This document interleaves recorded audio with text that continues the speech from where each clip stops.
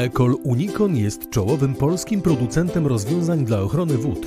Wierzymy, że każdego dnia możemy przyczyniać się do poprawy środowiska naturalnego, dlatego w interesie środowiska działamy bez kompromisów, wykorzystując posiadane doświadczenie, wiedzę i kompetencje naszej kadry inżynierskiej. Posiadamy 4 zakłady produkcyjne w Polsce, szeroką sieć doradców techniczno-handlowych oraz ekip serwisowych i wykonawczych. Nasze produkty z sukcesem eksportujemy również na rynki zagraniczne na całym świecie. Przez ponad 25 lat zamontowaliśmy około 11 000 pompowni i tłoczni ścieków. Zbudowaliśmy 600 zbiorników retencyjnych. Dostarczyliśmy ponad 30 000 separatorów substancji ropopochodnych oraz 450 oczyszczalni ścieków. Z dumą możemy powiedzieć, że średnio w każdym powiecie w Polsce ponad 100 naszych urządzeń przyczynia się do ochrony wód, a naszymi rozwiązaniami wsparliśmy ponad 50 000 klientów. Produkujemy i dostarczamy rozwiązania dla infrastruktury miejskiej, drogowej oraz przedsiębiorstw prywatnych. Zbiorniki retencyjne Hydrozon, separatory i osadniki, pompownie wód opadowych, pompownie i tłocznie ścieków oraz oczyszczalnie Biofit. Oferujemy również usługi serwisowe, modernizacyjne i wykonawcze.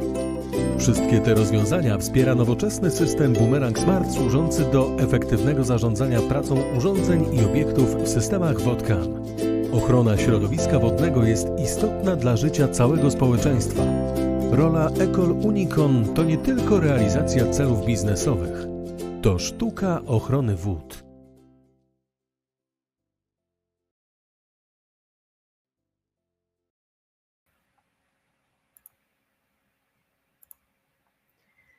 Dzień dobry, mam nadzieję, że się dobrze widzimy i słyszymy. Bardzo bym prosiła o potwierdzenie, czy wszystko dobrze widać i wszystko dobrze słychać.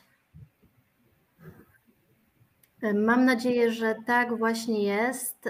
Czy webinar będzie nagrywany? Tak, webinar będzie nagrywany i będzie Państwu udostępniony. Dziękuję bardzo za informację zwrotną. Witam Państwa na webinarze z cyklu Smart Exploitator. Ja się nazywam Olga Długokęcka i w firmie Ecol Unicon odpowiadam za organizację oraz komunikację naszych webinarów i naszych szkoleń online. Dziś zapraszam Państwa na szkolenie o tym, jak dbać o urządzenia oraz jakie konsekwencje wynikają z niewłaściwej eksploatacji i o tym opowie nasz ekspert Zbigniew Musik, kierownik realizacji serwisowych Ecol Unicon. Widzę, że nasz prelegent jest już obecny. Dzień dobry, Zbyszku. Dzień dobry wszystkim, witam. Jeszcze zanim oddam głos ekspertowi, to 2 ważne rzeczy. Po prezentacji zaproszę Państwa do pozostawienia kontaktów w formularzu ankiety. To jest propozycja dla tych, którzy poczują po webinarze niedosyt i będą chcieli porozmawiać 1 na 1 z ekspertem Ecol Unicon. O tej opcji jeszcze oczywiście przypomnę w odpowiednim momencie. I oczywiście tradycyjnie też po prezentacji przewidzieliśmy sesję pytań i odpowiedzi. Dlatego oczywiście zachęcam do aktywnego uczestnictwa w webinarze i zadawania pytań. Nie przedłużając, oddaję głos Zbigniewowi Musikowi i życzę Państwu dobrego szkolenia. Do usłyszenia po prezentacji. Witam Państwa, mam nadzieję, że dobrze mnie słychać. Ja mam dzisiaj przyjemność poprowadzenia webinaru pod tytułem Poprawna eksploatacja urządzeń WOD-CAM. Tak jak wspomniała moja koleżanka, pełnię funkcję kierownika realizacji serwisowych w firmie Ecol Unicon, w której pracuję od ponad 4 lat. Jeśli chodzi o urządzenia, które będziemy dzisiaj omawiać, będą omawiane na dzisiejszym webinarze, to będą pompownie, będą to separatory lamelowe i koalescencyjne, jak i również tłocznie. Zanim przejdziemy dalej, to na wstępie chciałem wspomnieć o przepisach, które stanowią takim obowiązku przy wykonywaniu przeglądów. Jednym z nich jest ustawa o prawie budowlanym.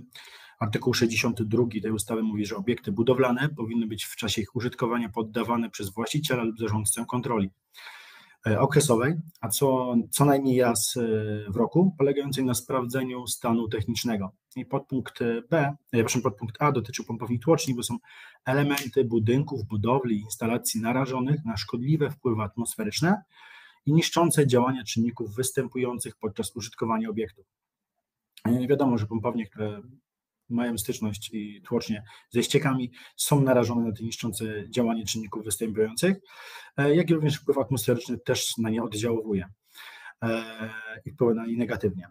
Podpunkt B, czyli instalacje i urządzeń służących ochronie środowiska. To dotyczy już w pełni separatorów, które są urządzeniami służącymi ochronie środowiska, bo czyszczą ścieki z substancji ropopochodnych.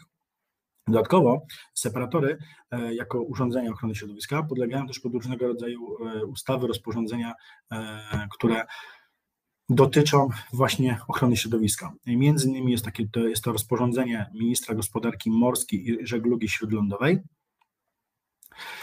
Substancje szczególnie szkodliwe dla środowiska wodnego oraz warunki, jakie należy spełnić przy wprowadzaniu do wód lub do ziem ścieków, a także przy odprowadzaniu wód opadowych lub roztopowych do wód lub do urządzeń wodnych. I paragraf 17 ustęp 5 tego rozporządzenia narzuca na użytkownika, na właściciela takiego obiektu ocenę, czy są spełnione warunki, o których mowa w ustępie 1.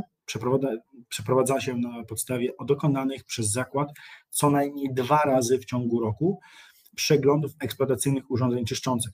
Czyli prawo budowlane nakazuje raz, ale już rozporządzenie dotyczące konkretniej separatorów, między innymi separatorów, już narzuca, że to ma być przynajmniej 2 razy w ciągu roku. Dodatkowo ustęp 6 tego paragrafu narzuca na użytkownika konieczność, żeby przestrzegania DTR-ki, czyli zaleceń producenta, bo eksploatacja powinna odbywać się zgodnie z instrukcją obsługi i konserwacji urządzeń oczyszczających, a czynności z nią związane powinny być odnotowane w zeszycie eksploatacji tego urządzenia. Czyli użytkownik ma narzucenie na siebie obowiązek spisywania, prowadzenia dziennika, książki eksploatacji takiego urządzenia, żeby w razie kontroli móc przedstawić organowi, który będzie go kontrolował, że on to urządzenie dba i ono jest cały czas prawidłowo działa, prawidłowo funkcjonuje. Jeśli chodzi o instytucje kontrolujące, to wiadomo, że jeżeli chodzi o prawo budowlane, to nadzór budowlany może skontrolować użytkownika, a jeśli chodzi o urządzenia ochrony środowiska, którym jest separator, to może być między innymi Inspekcja Ochrony Środowiska, czy też Wody Polskie. Jak wiemy, prawo prawem to jest jedna rzecz, ale druga jest taka, że użytkownik musi mieć tą wiedzę, że urządzenia WOTCAN nie są urządzeniami bezobsługowymi. Technologia idzie do przodu, te urządzenia są coraz nowocześniejsze, coraz bardziej zautomatyzowane, ale dalej wymagają nadzoru użytkownika, nadzoru człowieka, kontroli bieżącej, kontroli dokładnej wykonywanej raz na jakiś czas przez ekipy serwisowe, profesjonalne ekipy serwisowe. W końcu każde urządzenie techniczne, technologiczne, które przeznaczone jest do pracy ciągłej i nie tylko, nie jest bezobsługowe, wymaga bieżącej kontroli. Obsługi jak drobnych napraw zgodnie z wytycznymi producenta. Te czynności możemy podzielić na takie czynności eksploatacyjne, które może wykonywać sam użytkownik. Powinny one być wykonywane wyłącznie przez osoby przeszkolone przez producenta w zakresie obsługi urządzenia.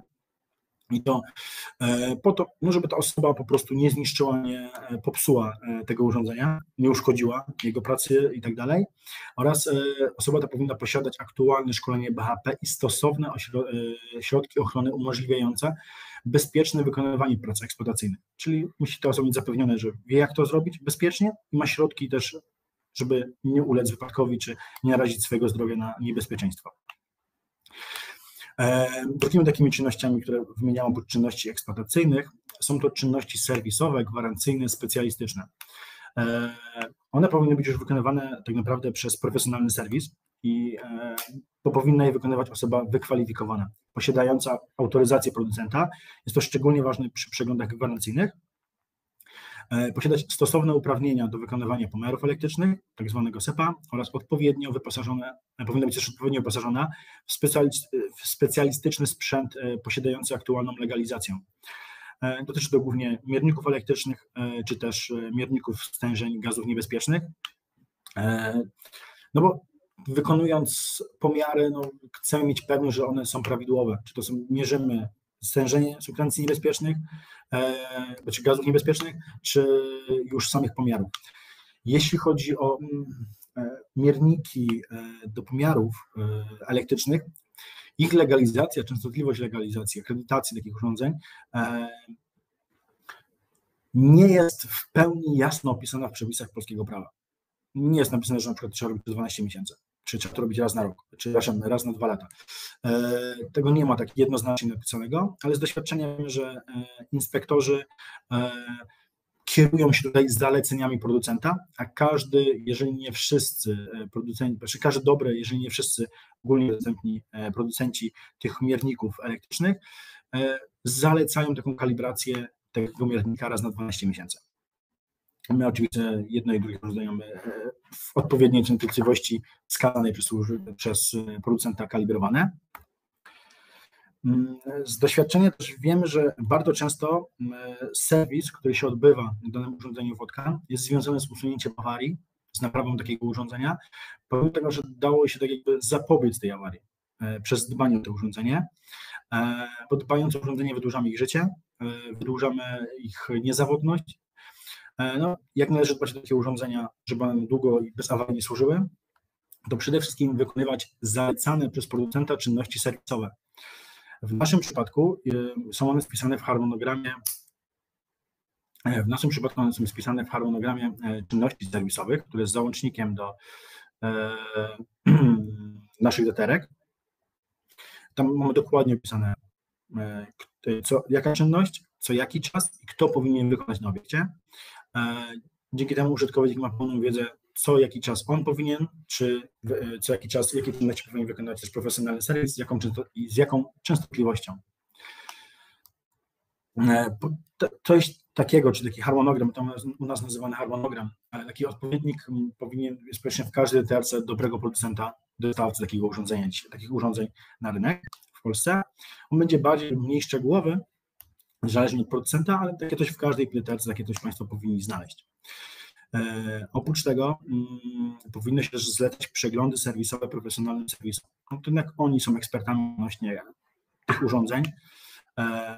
Tak jak samochód musimy raz na jakiś czas dawać na przeglądy do serwisu, żeby mieć pewność, że on będzie właściwie działał, no tak samo tutaj też powinniśmy taki serwis profesjonalny wzywać, szczególnie jeśli urządzenie jest na gwarancji, ponieważ dzisiaj każdy dobry producent na rynku wymaga wykonywania przeglądów gwarancyjnych z określoną częstotliwością przez autoryzowany serwis, żeby utrzymać gwarancję. Jest to warunek utrzymania gwarancji. Jeżeli użytkownik nie będzie tego wykonywał, to tutaj już producent, dostawca takiego urządzenia może odmówić roszczeń gwarancyjnych czy też naprawy gwarancyjnej urządzenia. W chwili obecnej naszym standardową gwarancja na urządzenia pompowni i tłoczni wynosi 5 lat i użytkownik musi wykonywać, ma obowiązek wykonywania przeglądów co 6 miesięcy takiego urządzenia, przeglądu gwarancyjnego. Jeśli chodzi o separatory, to pod koniec zeszłego roku zmieniliśmy trochę gwarancję na tych urządzeniach, ponieważ do tej pory była 2-letnia, w chwili obecnej jest 2-letnia, ale z możliwością wydłużenia sobie takiej gwarancji aż do 5 lat. W celu przedłużenia sobie tej gwarancji należy wykonać przegląd rozruchowy, gdzie my przyjedziemy, stwierdzimy, nasza ekipa serwisowa stwierdzi, czy urządzenie jest prawidłowo zmontowane, bo w przypadku pompowni i tłoczni to zawsze nasz serwis montuje te urządzenia. Jeśli chodzi o separatory, to albo one wyjeżdżają tak jakby gotowe do wkopania z naszych zakładów produkcyjnych, lub też klient lub jakaś jego inna firma wybrana przez niego, która jest na budowie, mu ten separator montuje. Zdarzają się przypadki, gdzie separatory są nieprawidłowo zmontowane, no i też to też jest taki przegląd rozruchowy, też jest dużą korzyścią dla klienta, bo ma on pewność, że urządzenie zostało prawidłowo zmontowane już na starcie. A oprócz tego użytkownik musi wykonywać przeglądy co pół roku i zgodnie z naszymi zaleceniami, jeżeli urządzenie wymaga czyszczenia, to wyczyścić je też przez autoryzowaną firmę asenizacyjną. Związane jest to z tym, że odnotowujemy na rynku i doświadczenie nam też pokazuje, że nieprawidłowe czyszczenie tych urządzeń znacząco odbija się na żywotności tych urządzeń, a są firmy na rynku, które to robią nieprawidłowo. Zdarza się, nie wiem, czy mają wtedy gorszy dzień, czy cokolwiek innego, ale po prostu te urządzenia są nieprawidłowo wyczyszczone. Jak prawidłowo czyścić urządzenia? One powinno być prawidłowo wyczyszczone. W dalszej części prezentacji też Państwu pokażę. Z doświadczenia polecam bardzo gorąco użytkownikom wykorzystywać dzisiaj już różnego rodzaju systemy monitoringu. ponieważ one pozwalają użytkownikowi zarządzać zdalnie obiektem. Tak jak wspomniałem wcześniej, technologia idzie do przodu, w chwili obecnej jest coraz więcej automatyzacji w tych urządzeniach, czy tłoczniach, nawet w separatorach. Jest możliwość, podłączając do systemu monitoringu, możemy na bieżąco to urządzenie obserwować, w czasie rzeczywistym nim zarządzać i w czasie rzeczywistym reagować na jego awarię, czy na jego nieprawidłowe działanie. Dzięki temu możemy po pierwsze w sposób lepszy tym obiektem o niego dbać, jak i również możemy w sposób szybki i bezproblemowy często tą awarię czy nieprawidłowość usunąć zdalnie na tym urządzeniu, nie angażując, czyli oszczędzając, ponieważ wtedy nie trzeba tam wysyłać specjalnej ekipy czy wzywać serwisu, żeby daną awarię czy nieprawidłowość usunął. Poda się to zrobić z poziomu już tutaj urządzenia, komputera, czy tam tableta, czy telefonu. Jeśli chodzi o ten harmonogram czynności serwisowych, czyli te czynności eksploatacyjne, które powinien wykonywać użytkownik, no to my zalecamy w przypadku pompowni, żeby użytkownik przede wszystkim w razie wystąpienia jakichkolwiek nieprawidłowości lub przynajmniej raz na kwartał weryfikował pompownię pod względem jej czystości, czy korpus pompowni nie wymaga czyszczenia, czy nie ma tam jakichś rzeczy, które się nie powinny znaleźć po prostu w tej pompowni, sprawdzenia i wyczyszczenia pływaków, czujników pływakowych i sondy hydrostatycznej, która odpowiada za prawidłowe działanie tej pompowni. Monitoruje, jaki jest stan ścieków pompowni, jak i również sprawdzanie, bieżącą kontrolę pracy pompowni, sprawdzanie pompy w trybie automatycznym, w trybie ręcznym, bieżące monitorowanie historii alarmów takiego urządzenia, jak i również prosimy użytkownika, żeby oceniał on również samą szafkę, czyli w jakim ona jest stanie, czy nie ma w niej wilgotności, czy jest stała, czy nie ma w niej jakichś przepaleń, czy też sprawdzenie włącznika różnicowo-prądowego poprzez naciśnięcie przycisku test, że on prawidłowo zadziała.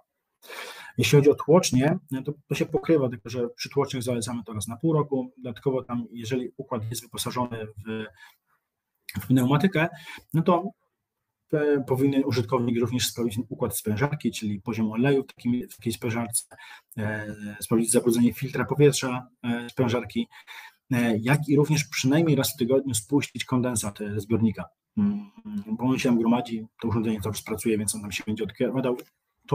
To musi częściej robić użytkownik niż raz na pół roku. Oczywiście, jeżeli odnotowuje jakąkolwiek nieprawidłowość w tym urządzeniu, to też na bieżąco doraźnie powinien takie urządzenie sprawdzić.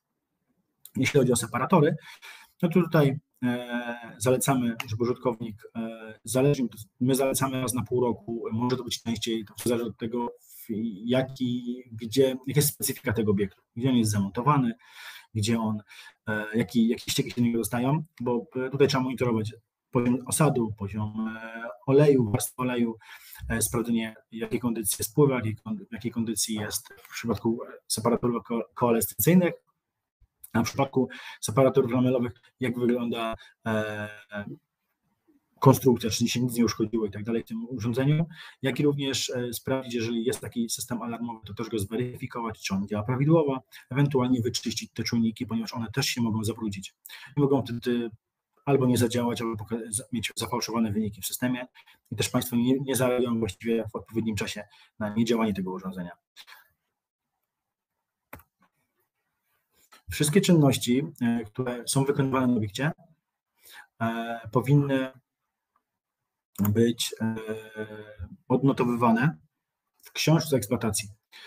I to, czy tę czynność wykonuje użytkownik, czy tę czynność wykonuje serwis profesjonalny. Najlepiej, żeby te czynności były odnotowane w jednej książce eksploatacji. I ważne jest to, żeby to była jedna książka dla jednego urządzenia. Spotkaliśmy się z tym, że była jedna książka dla kilku urządzeń, wprowadzenie niepotrzebny zamęt.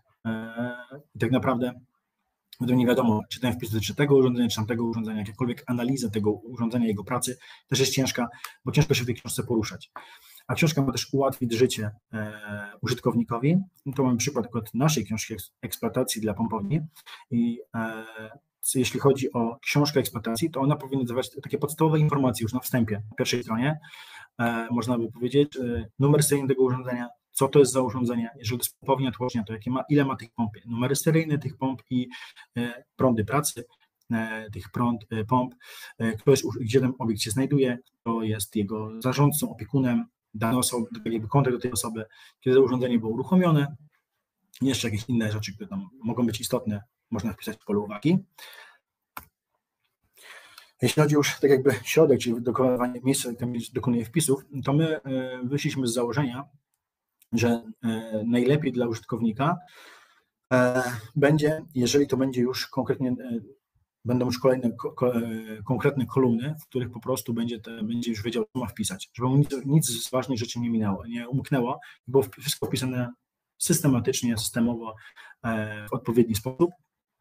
Tutaj jest data przeglądu gwarancyjnego producenta, czyli kiedy była, kiedy zalecamy kolejną, czy to był przegląd też eksploatacyjny, wtedy, kiedy był, kiedy planujemy następny, liczniki pracy każdej pompy, czyli ile ona ma przepracowanych godzin, prąd pracy, nastawa zabezpieczeń silnikowych, rezygnacja izolacji. Pozwala to w dłuższej perspektywie monitorować pracę pompy, czyli widzimy, czy one pracują jednakowo, mają podobne, nazwijmy to, przebiegi, czyli jednakowe zużycie, jednakowy czas pracy, czy jakie są kondycji te pompy, bo to jest urządzenie mechaniczne, one będzie się zużywać z czasem, więc one też będziemy sobie monitorować w jakim stopniu, jak szybko one się zużywa i ewentualnie wtedy zrobić jakieś zaradcze rzeczy, na przykład wysłanie takiej pompy na naprawę, czy zdiagnozowanie niepokojących rzeczy poprzez wezwanie serwis supportu. Możemy też wpisać inne czynności, takie jakby rutynowe, które wykonujemy podczas takiego przeglądu, albo z takiego przeglądu zostało wykonane, podpis osoby, która to wykonała i ewentualnie pieczątkę, jeżeli nie był to pracownik państwa, firmy, tylko na przykład to była jakaś firma zewnętrzna. W przypadku separatorów jest podobny schemat, to jest data, stan techniczny urządzenia, ilość oleju w separatorze, ilość osadu w separatorze, ilość osadu w osadniku, jak i również ilość odebranego odpadu i kod tego odpadu. To dotyczy wtedy, te pasy powinny być uzupełnione wtedy, kiedy jest czyszczony separator. Jakieś ewentualne zalecenia możemy też w tej książce wpisać. No i jest pieczątka firmy, nazwa firmy i pieczątka firmy, która to odebrała ten odpad, wykonała tą usługę. I jest pole też, gdzie to jest sugerowana do tego kolejnego przeglądu z zaznaczeniem, że to powinien być przegląd sam, bez czyszczenia, czy też przegląd od razu z czyszczeniem. Teraz chciałbym Państwu omówić, jak powinien taki przegląd wykonać, jaki przegląd takiego urządzenia powinien wyglądać, jak on powinien być przeprowadzony, co powinno być w czasie niego sprawdzone. Jeśli chodzi o przegląd pompowni i tłoczni, one są do siebie zbliżone, więc będę opowiadał o nich wspólnie. Potem opowiem też o przeglądzie separatorów. Jeśli chodzi o pompownię i tłocznie, to powinniśmy skontrolować stężenie siarkowodorów w korpusie pompowni za pomocą miernika gazu, żeby sprawdzić, jakie tam jest to stężenie.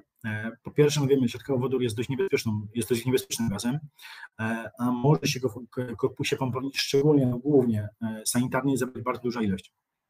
Mamy przykład teraz pompowni, gdzie właśnie ilość siarkowodoru jest wręcz zatrważająca, a wynika z tego, że to ostatnia pompa na całym układzie i cały układ składa się z pompowni, więc cały czas ścieki są praktycznie w warunkach beztlenowych i doprowadziło do tego, że wytworzyła się bardzo duża ilość siarkowodoru. I oprócz tego, że sam siarkowodór jest niebezpieczny, dodatkowo siarkowodór ma bardzo destruktywny wpływ na pompownię, na wyposażenie pompowni czy tłoczni, ponieważ on może działać erozyjnie na beton i może działać erozyjnie też na wyposażenie stalowe w pompowni, w tłoczni, więc też jego duża ilość jest niebezpieczna dla zdrowia i niebezpieczna też dla naszego wyposażenia, naszego urządzenia. Tak jak wspomniałem, mamy gdzie tam jest przykład pompowni, gdzie jest bardzo duża ilość tego siarkowodoru. Pompownia wytrzymała pół roku. Po pół roku korpus pompowni betonowej ma bardzo dużą erozję, więc się kruszy, zaczynają padać kawałki, kamyki z ścian. Drabina wygląda w taki sposób, że ja bym się po niej bał dzisiaj zejść i to spowodowało tylko siarkowodór praktycznie, więc to potrafi siać duże zniszczenie. No i tak jakby wręcz nowa pompownia za chwilę musi być w pełni modernizowana. Oprócz tego powinna być ocena wizualna korpusu pompowni. czyli sprawdzenie, czy nie przecieka ten kurs, czy jest cały właśnie w jakimś kondycji, jest ten beton, czy jest ok, czy gdzieś się nie kruszy na przykład. Powinna być też ocena wizualna elementów stalowych, czyli wyposażenie pompowni tłoczni, w jakiej one są kondycji, czy są całe, czy gdzieś nie ciekną. Powinna być też ocena stanu technicznego armatury, czyli tutaj głównie chodzi o zawór zwrotny, zawór zamykający, czy to jest ok, ewentualnie inne zawory, czy inne wyposażenie, które jest na pionach tłocznych ułożone. Oprócz tego kontrola włazu, czy jest on cały, nie jest uszkodzony, czy prawidłowo działa i czy właściwie zabezpieczone urządzenie przed dostępem osób trzecich. Powinniśmy też skontrolować stan techniczny drabin i podestów. To są rzeczy, w których używa człowiek, czyli człowiek po drabinie schodzi, na podejście stoi, czy ten podejście działa, czy się da upuścić, jakie jest kondycji, czy jest bezpieczny do użytku. Poza tym powinna być kontrola zabrudzenia, poziomu zabrudzenia pompowni. Po prostu ona nie wymaga czyszczenia. Do pompowni wpada różnego rodzaju ściek, czy to pompownia deszczowa, czy sanitarna, tak samo do tłoci ścieki sanitarne i one co jakiś czas mogą wymagać czyszczenia. Mogą być obiekty, które będą wymagać czyszczenia raz na miesiąc, a mogą być obiekty, które mogą wymagać czyszczenia raz na parę lat. Zależy od tego, w jakiej jakości ściek wpadnie do tego urządzenia. Z reguły na to mamy pośredni wpływ. Jeśli chodzi o ocenę, poza tym powinna być też ocena stanu technicznego elementów mocujących i skręcających, ewentualna korekta. Sprawdzamy, czy gdzieś nie ma jakichś przecieków na łączeniach, czy gdzieś spaw nie pęknął, czy gdzieś uszczelka po prostu nie zbutwiała, czy też nie została wydmuchana, czy gdzieś jakieś nie odkręciła, ewentualnie uszczelniamy te połączenia, żeby układ był w pełni szczelny. No i sprawdzamy też stan kompletności tego urządzenia, czy urządzenie jest całe, czy są dwie pompy, jest sonda, która powinna być, są wstępowaki, jest drabina, podest, który to kiedyś był, czy prowadnice i tak dalej, czy to po prostu jest. Bo zdarzają się przypadki, że te urządzenia są też rozkradane. No bo jednak to jest stal, więc też są przypadki, gdzie po prostu jest wymontowane. Oprócz tego powinniśmy też skontrolować działanie czujników poziomu ścieków w pompowni oraz ich powinniśmy też ewentualnie wyczyścić. Jest to dość istotne, ponieważ uruchomieniem pomp, to, że one się włączą bądź nie, pompy decydują i wskazują całemu układowi właśnie te czujniki poziomów. Mogą to być pływaki, klasyczne pływaki i mogą to być, nie wiem, czy widać teraz moją myszkę, chciałem Państwu coś tutaj pokazać. Spróbujmy inaczej. O, tu. O, widać. To są pływaki, tu mamy sondę o czyszczeniu przed czyszczeniem. I jak widzimy, no, pływaki one, tak jak sonda, sterują, czyli pokazują, kiedy pompy się mają uruchomić, a kiedy mają się wyłączyć. No i tutaj mamy sytuację taką, że one mogą się mocno zabrudzić. Mogą zarosnąć tłuszczem, tak jak tutaj, sonda. Mogą być oblepione różnymi innymi rzeczami. Mogą być oblepione tłuszczem, mogą być oblepione jakimikolwiek śmieciami, tak jak tutaj są mokre usteczki i nawilżany papier. I to może spowodować, że to urządzenie przestanie działać, ono nie będzie wyczyszczone, bo pływak nie będzie się już nosił na wodzie, więc nie będzie wskazywał systemowi, że jest poziom wody, poziom ścieku się włączył i trzeba na przykład włączyć, uruchomić pompę. System o tym nie będzie wiedział, po prostu pływak będzie pływał w wodzie, będzie się w niej topił. Tak samo sonda, jeżeli tutaj ta membrana będzie zabrudzona lub uszkodzona, to ona też nie będzie wskazywać prawidłowego poziomu i też może doprowadzić do tego, że albo urządzenia się nie włączą lub będą się włączać z dużym opóźnieniem i będą pracować w nieprawidłowych warunkach.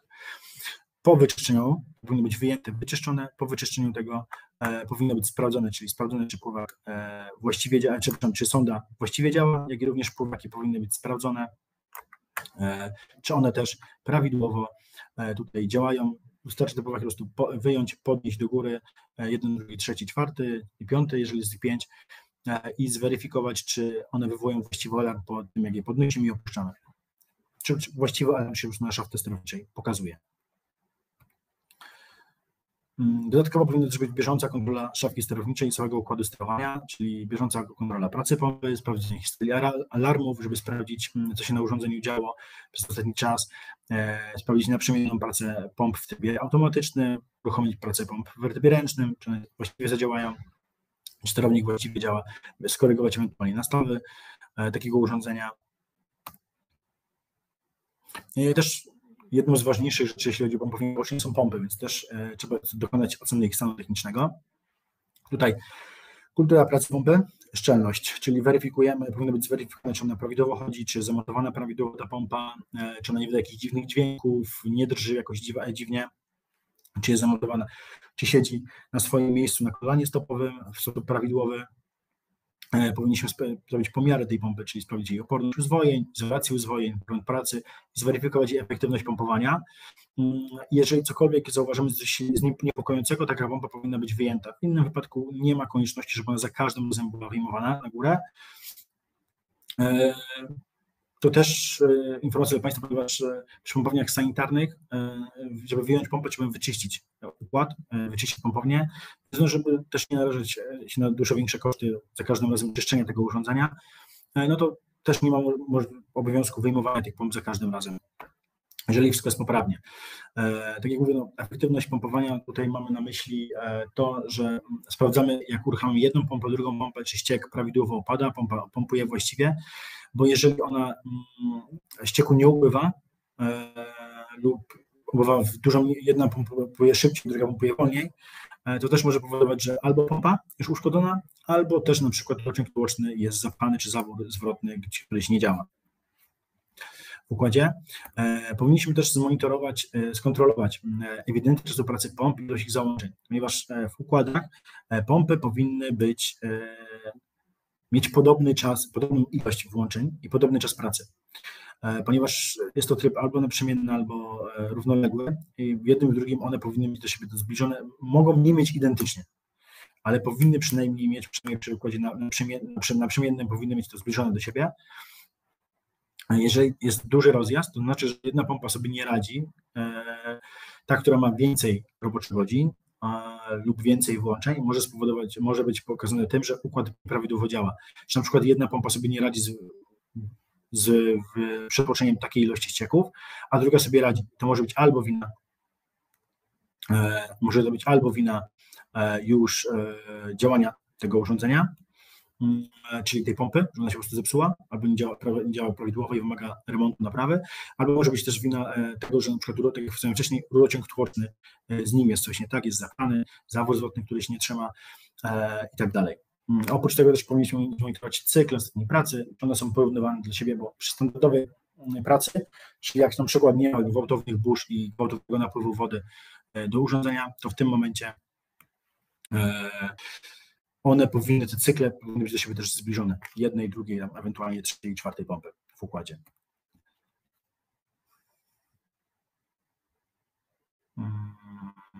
Slajd mi się zaciął. I teraz oprócz tego, nie wiem, czy Państwo widzą slajd, bo mi się on nie chce załadować, nie wiem jak Państwu. O, jest.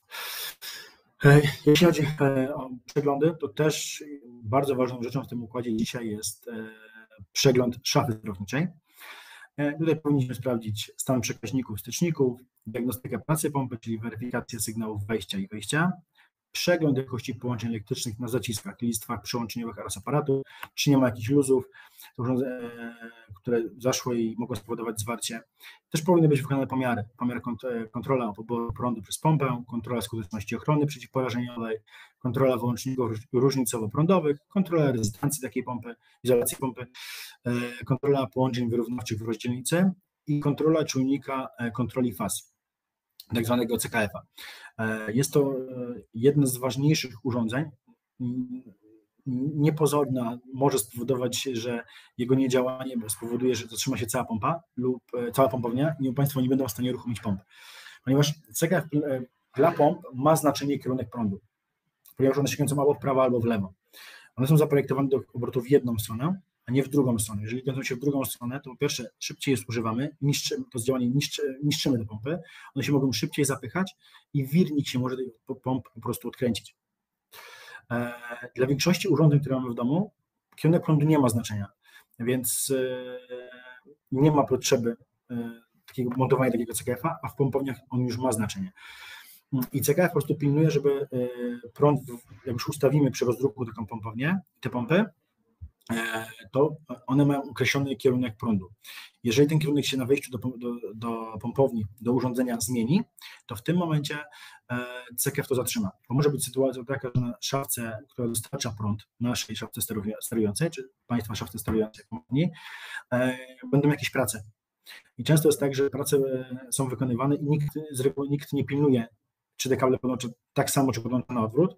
I wynika to z tego, jak powiedziałem, że dla dużej, ogromnej ilości rzeczy, więcej, tam, nie wiem, przynajmniej 80% urządzeń, które stosujemy na co dzień, czy nawet więcej, ten kierunek prądu nie ma znaczenia. Więc to jakby nie przykładam do tego większej wagi. I po to jest ten CKF, że on tego właśnie pilnuje. Jeżeli on się zepsuje, czyli nastąpi jakieś zwarcie, przepalenie, urządzenie się popsuje, uszkodzi, to one, mimo tego, że nikt nic nie robił, czyli prąd w takiej kolejności, w takim kierunku, jakim był, jest dalej dostarczany, on może się zaciąć i on może tego prądu nie puszczać. I przez co też może doprowadzić do tego, że Państwo nie będą w stanie włączyć tych pomp, lub on się włączy,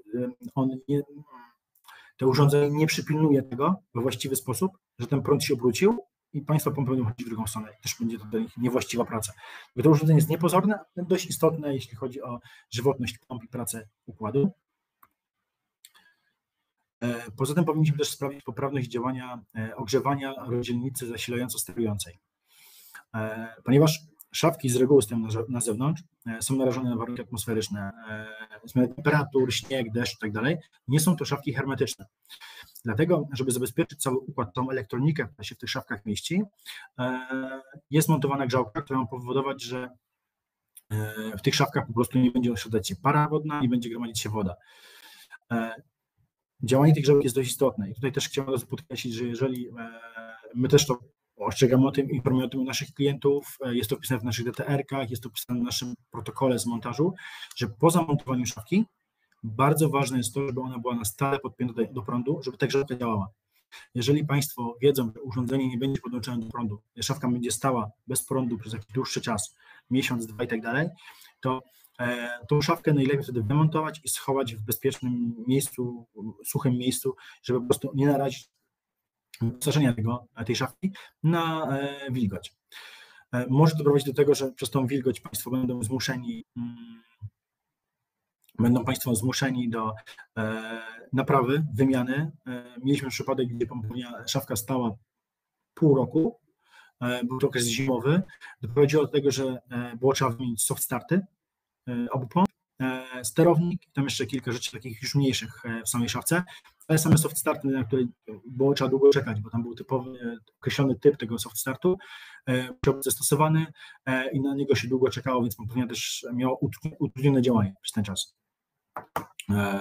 Więc to też naraża potem też na czas usunięcia tej awarii, bo jak wiemy jak nam udowodnił COVID, potem wojna na Ukrainie, dostępność części, która kiedyś była bezproblemowa, no dzisiaj już taka nie jest, więc dbanie o urządzenie powoduje tyle i planowanie sobie ewentualnych prac czy napraw z wyprzedzeniem pozwala nam unikać sytuacji, w której urządzenie nie działa, bo nie ma części. Po sobie to wcześniej zamówimy, wcześniej to będzie zamówione, zapotrzebowane i tak dalej i będziemy wiedzieć, że to się szykuje na przykład do wymiany, więc będziemy mogli sobie ten element zabezpieczyć, jego dostępność. Powinniśmy też zweryfikować oprogramowanie sterownika, czyli ewentualnie go zaktualizować do najnowszej wersji. Tutaj chciałbym zaznaczyć, że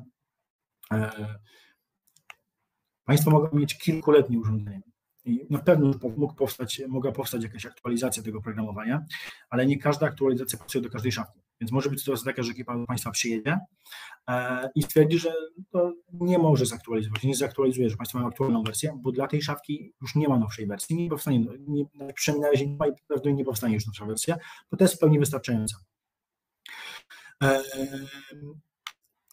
Tłumaczę to z tego powodu, że tak jak Państwo by chcieli najnowszego Androida wgrać do starej Nokii, to też to nie będzie działać. Więc tu też to tak działa, że czasami po prostu wersja, którą Państwo mają, mimo tego, że urządzenie już może być wiekowe, jest najnowszym do tego urządzenia i ono działa, nie wymaga aktualizacji.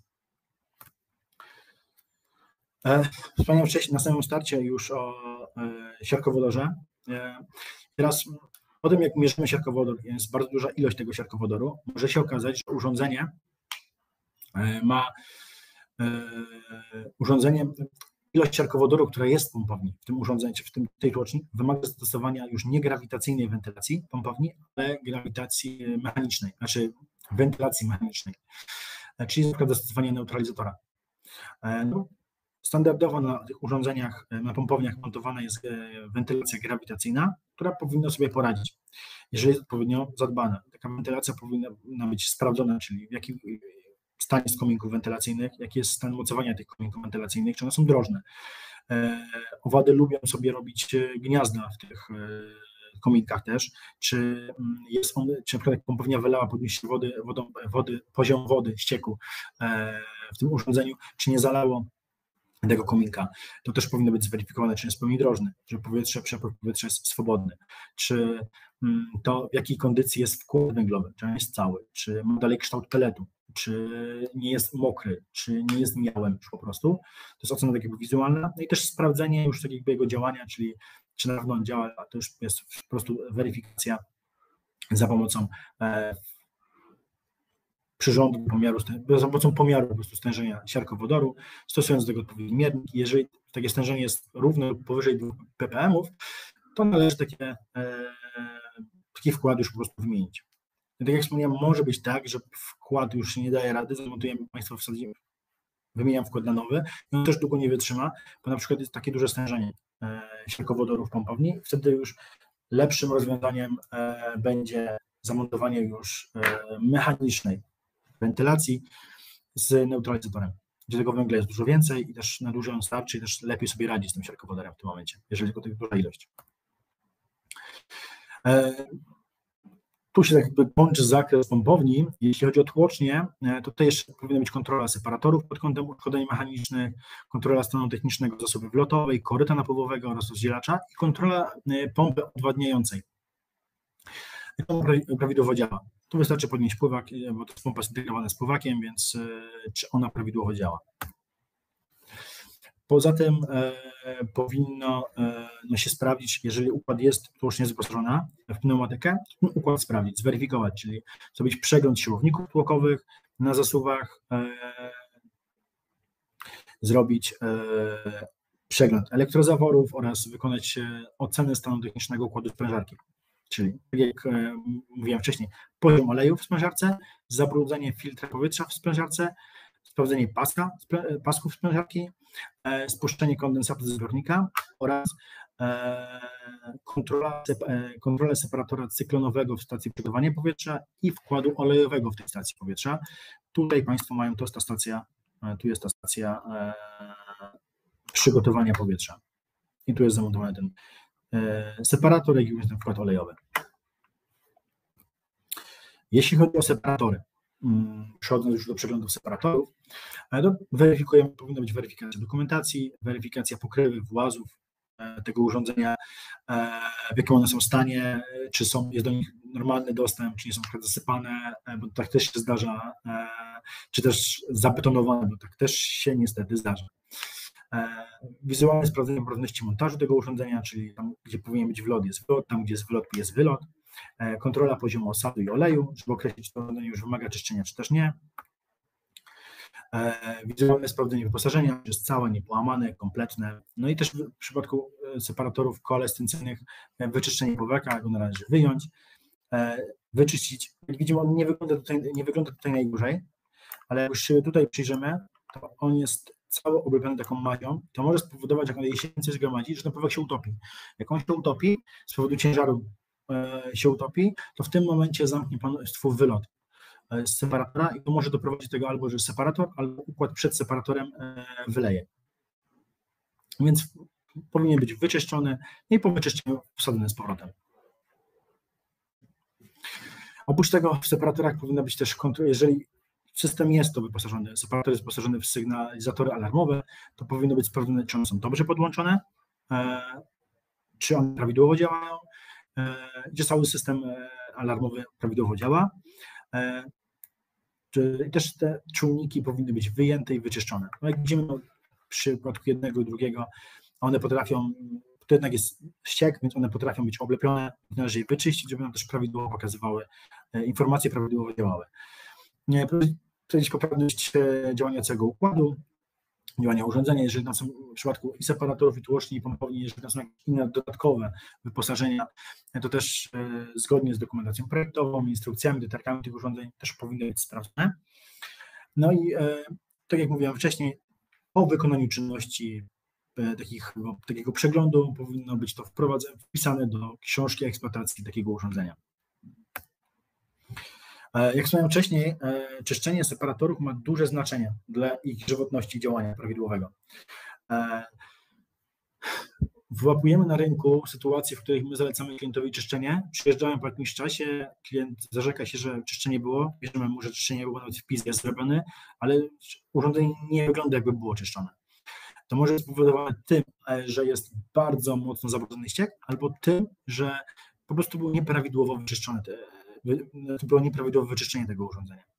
Tak, w przypadku czyszczenia separatorów bardzo ważne jest to, żeby wyczyścić i odebrać odpad nie tylko z góry, czyli ten pływający, ale też ten ciężki z dołu, czyli piasek, który się gromadzi w separatorach, się może gromadzić, czy jakieś inne odpady, stałe, które się mogą w tym urządzeniu po prostu odkładać. Różne firmy czyszczące, asenizacyjne do tego podchodzą, ponieważ w utylizacji takiego odpadu dużo droższy jest odpad stały niż płynny. Czyli tym bardziej ten odpad jest płynny, tym jego utylizacja jest tańsza dla tej firmy asenizacyjnej. Więc nie zawsze są skore, żeby czyścić w pełni poprawnie te urządzenia. Więc na to też trzeba zwrócić uwagę takiej firmie, zweryfikować, zalecam to, taką firmę zweryfikować, ponieważ przy takim czyszczeniu, w przypadku lamelowego separatora, pakiet lamelowy powinien być wyjęty i wyczyszczony, bo jak widzimy tutaj, tu się gromadzą różne rzeczy i powinno być to wyczyszczone, żeby on nie uległ zniszczeniu.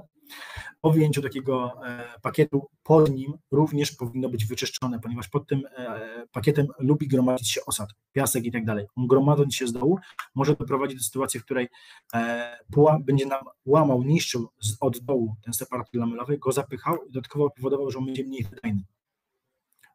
Będzie teraz bardziej zarośnięty z dołu różnego rodzaju odpadami, piaskiem, osadem. Jego wydajność bardzo mocno spadnie.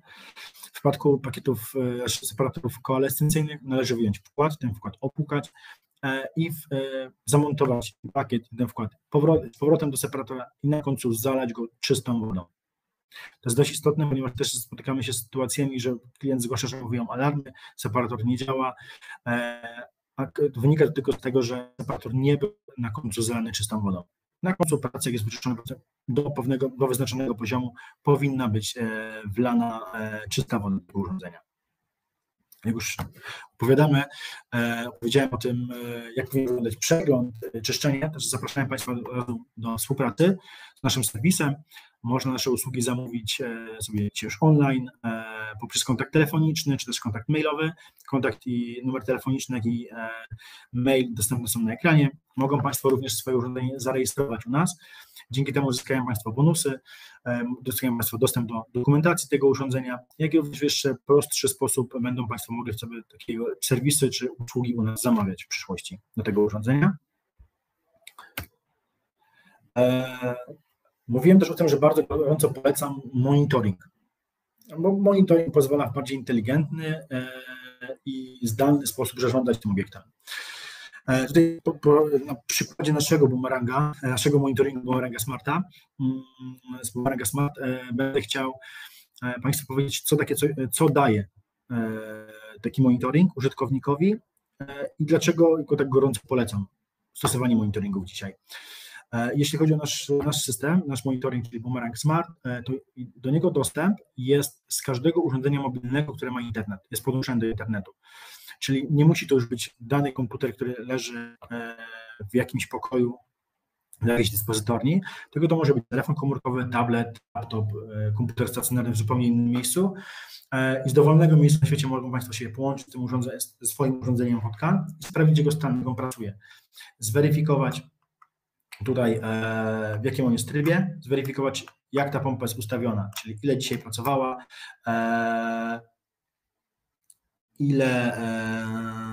w jakim jest trybie.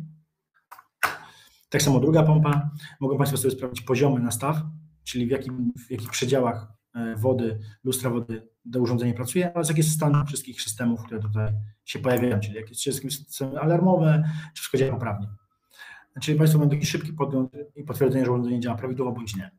Dodatkowo mogą Państwo sobie prowadzić rejestr historii takiego urządzenia, planować kolejne prace na tym urządzeniu, jak i również zamówić serwis. Jeśli chodzi o historię, to mogą Państwo sobie dawać wpisy, prowadzić sobie taki jakby książkę eksploatacji online, tak by można powiedzieć. Tutaj Państwo sobie mogą wpisać, że mogą Państwo sobie wprowadzić, co się działo w obiekcie, czyli na przykład zablokowany wiednik, wybrać kategorię, że to była awaria, podkategorię, że to była pompa, potem Państwo sobie mogą w przyszłości filtrować urządzenie, monitorować, jak ono działa, dać opis, że to był zablokowany wiednik, datę i nawet dodać sobie zdjęcie tego urządzenia, czyli w jakim one było stanie. Dzięki temu też Państwo sobie każde zdarzenie w tym obiekcie mają odnotowane i mogą sobie monitorować, zobaczyć jakiś niepokojący trend na tym urządzeniu w bardzo szybki i przyjemny sposób. Dodatkowo mogą Państwo sobie też planować czynności przyszłe, czyli to, co należy wykonać w tym urządzeniu. Mogą Państwo sobie, żeby trzeba wezwać WUKO za jakiś czas, trzeba wezwać firmę na przegląd, trzeba jechać na obiekt, wykonać jakiś przegląd eksploatacyjny. Mogą Państwo sobie taki wpis zrobić z datą, z ustawieniem przypomnienia, czy to przypomnienie ma być w aplikacji, mailem czy SMS-em i to może być tak, że dla każdego może być kilku użytkowników, dla kilku osób ma iść to powiadomienie w różnej formie, że dla jednej ma iść to w aplikacji, dla jednej w SMS-ie, a dla trzeciej w aplikacji, mailem i SMS-em.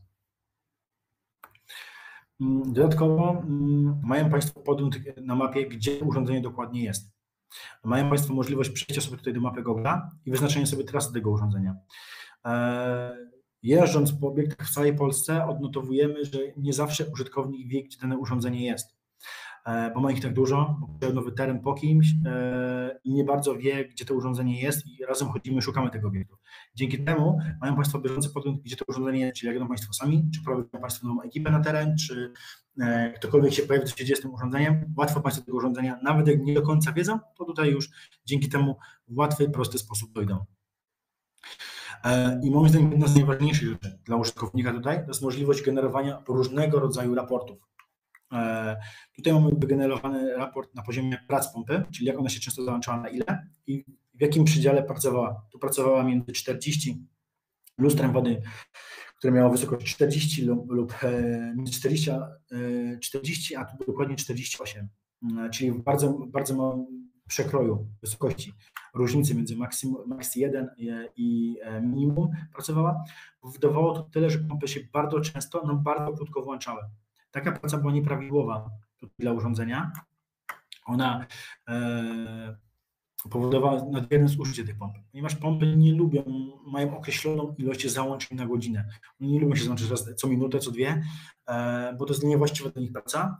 Dlatego tutaj zdalnie użytkownik sobie zmienił poziom max 1, zwiększył do 60 cm, zwiększając jakby tę różnicę między max 1 a minimum do 20 cm i od tego czasu pompownia już pracuje prawidłowo, pompy załączają się dużo rzadziej, na dłużej, ale dużo rzadziej, czyli też uchronił się przed jakimkolwiek nadmiernym zużyciem tych pomp i koniecznością szybkiego remontu czy naprawy tych pomp.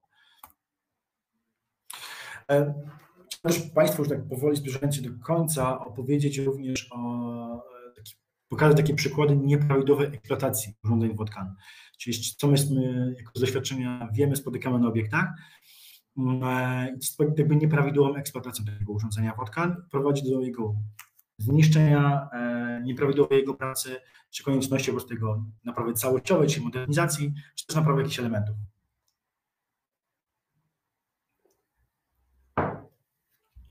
I tutaj mamy akurat komorę pompowni zanieczyszczoną odpadami budowlanymi.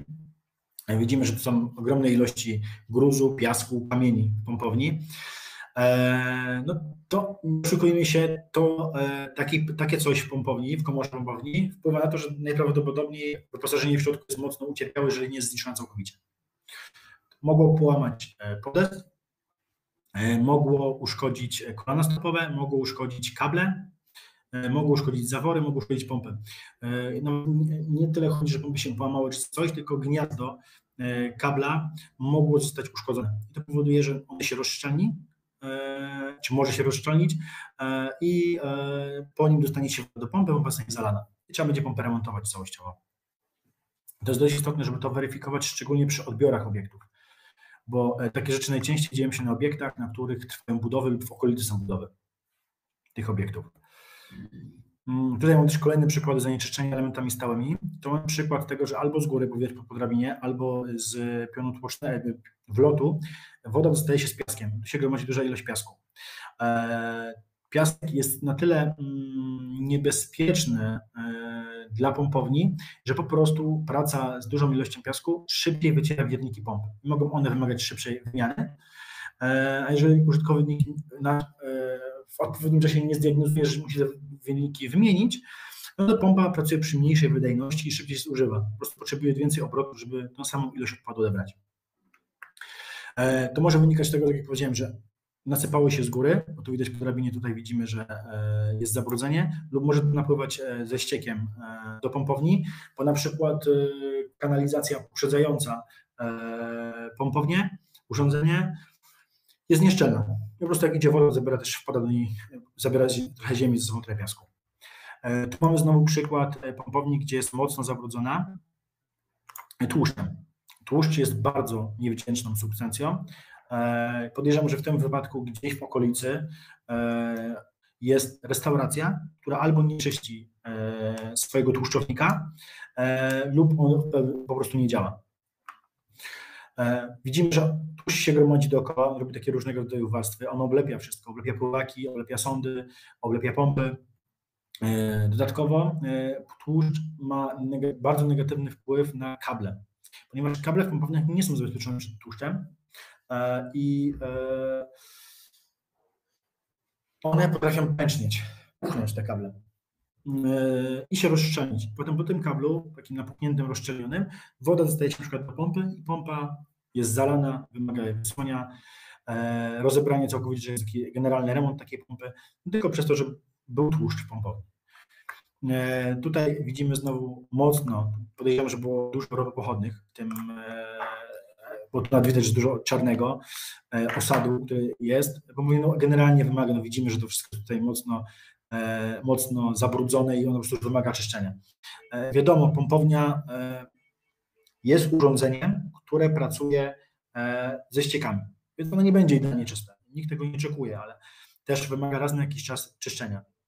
No widzimy, że w tym miejscu zgromadzony też jest jakiś osad, może tłuszcz lub coś innego, więc nie zdziwię się, jak ta pompownia już kilkukrotnie wylała i on się też tu osadził.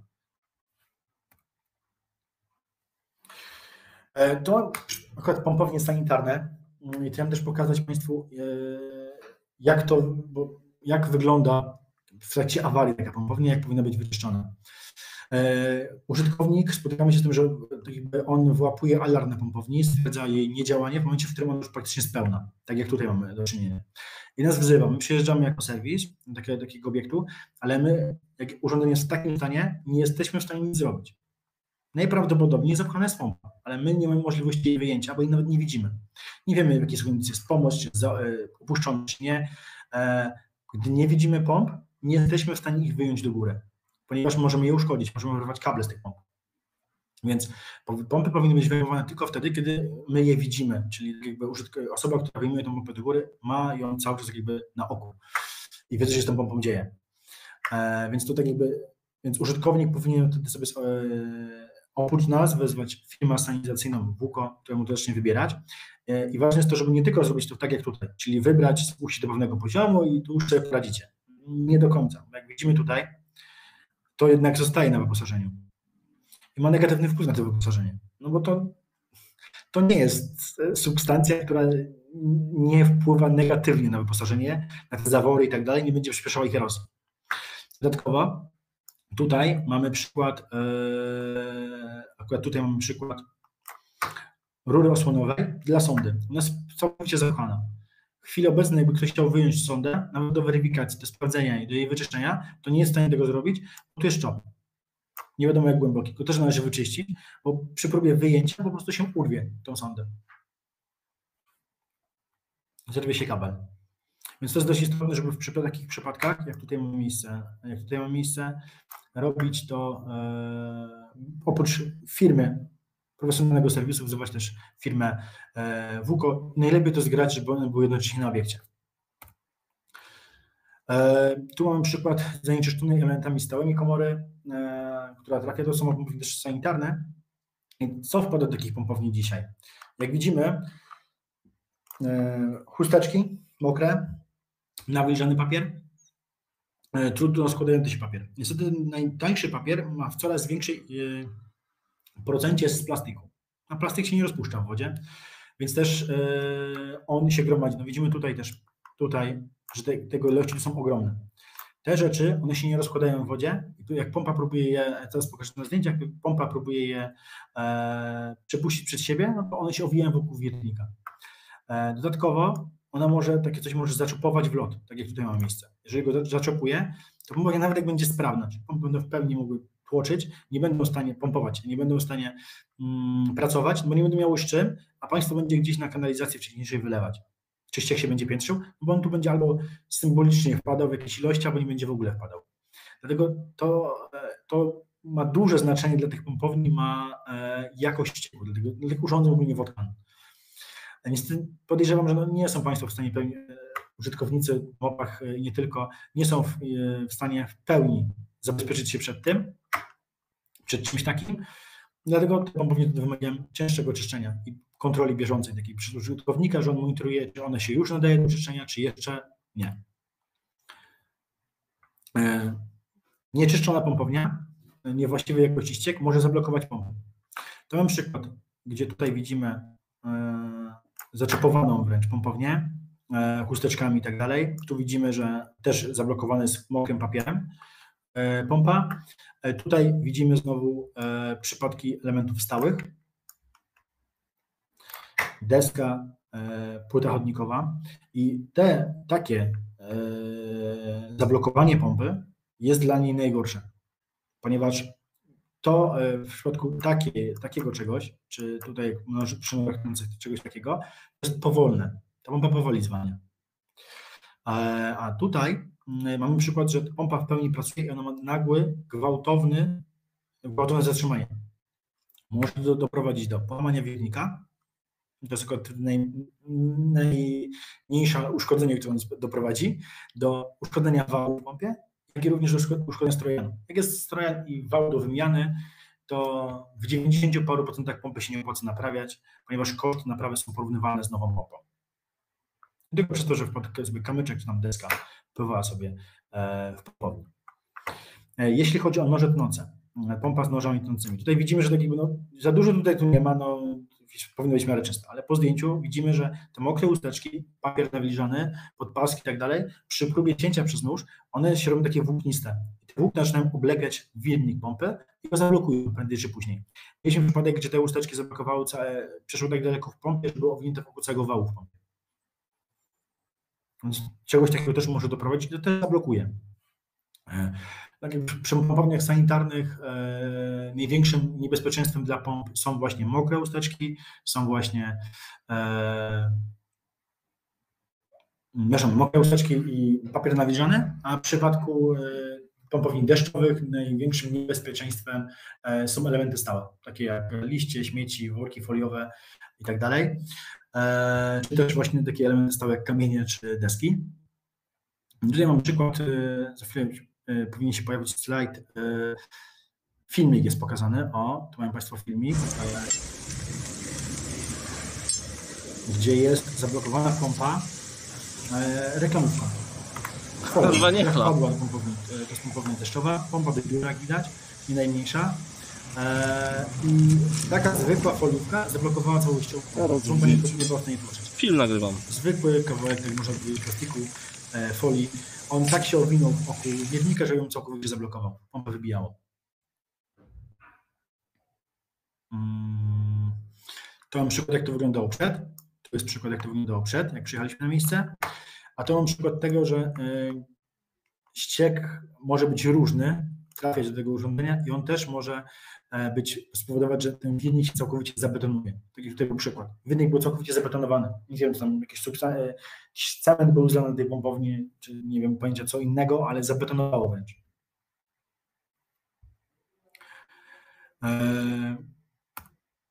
Dodatkowo rzeczy, które tak jakby obserwujemy na naszych urządzeniach, jak je serwisujemy, to jest też zapchanie rurociągu tłocznego. Widzicie, że prezentacja, bo nie wiem czemu ta prezentacja tak wolno otwiera dzisiaj slajdy, więc mi się jeszcze slajd nie wyświetlił, nie wiem czy Państwu się wyświetlił. Ja już widzę, mam nadzieję, że Państwo też. To jest przykład zapchanego rurociągu tłocznego. Tu jest tłoczny, który wychodzi ze studni, tu mamy trójnóg, który jest zmontowany, tu powinien wyjść jeden pion tłoczny, tu drugi pion tłoczny. No jak widzimy, przelot, prześwit tej rury jest dość nikły. Tu widzimy potem, widać, że tu była pompowana woda z dużą ilością, znaczy medium, ściek z dużą ilością gliny.